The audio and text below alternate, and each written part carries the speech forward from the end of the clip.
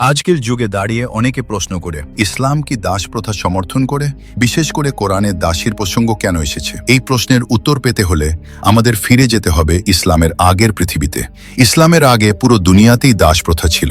আরব, Rome, পারস্য সব সভ্যতাতেই দাস মানে ছিল সম্পত্তি, কোনো অধিকার নেই, কোনো মর্যাদা নেই। ইসলাম এসে প্রথম কাজটাই করলো, দাসকে মানুষ হিসেবে স্বীকৃতি দিল, নির্যাতন নিষিদ্ধ করলো, তাদের খাবার, পোশাক, সম্মানের অধিকার দিল। রাসূলুল্লাহ সাল্লাল্লাহু আলাইহি ওয়াসাল্লাম বললেন, তোমাদের দাসরা তোমাদেরই ভাই। কোরআনে দাস মুক্ত করাকে বানানো হলো সবচেয়ে বড় নেক আমলের একটি। গুনাহের কাফফারা হিসেবেও দাস মুক্ত করা বাধ্যতামূলক করা হলো। এর মানে কি? ইসলাম চেয়েছে সমাজে দাস প্রথা যেন টিকে না থাকে, ধাপে ধাপে ভেঙে পড়ুক।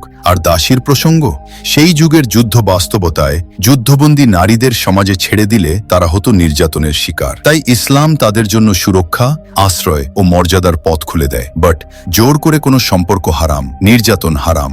নির্যাতিত হয়ে দাসীর সন্তান হলে সে সন্তান পূর্ণ স্বাধীন। এগুলো কোনো শোষণের লাইসেন্স নয়, এগুলো ছিল একটি নিষ্ঠুর ব্যবস্থাকে মানবিকভাবে ভাঙার ধাপ। আজকের যুগে দাস প্রথা আন্তর্জাতিকভাবে নিষিদ্ধ।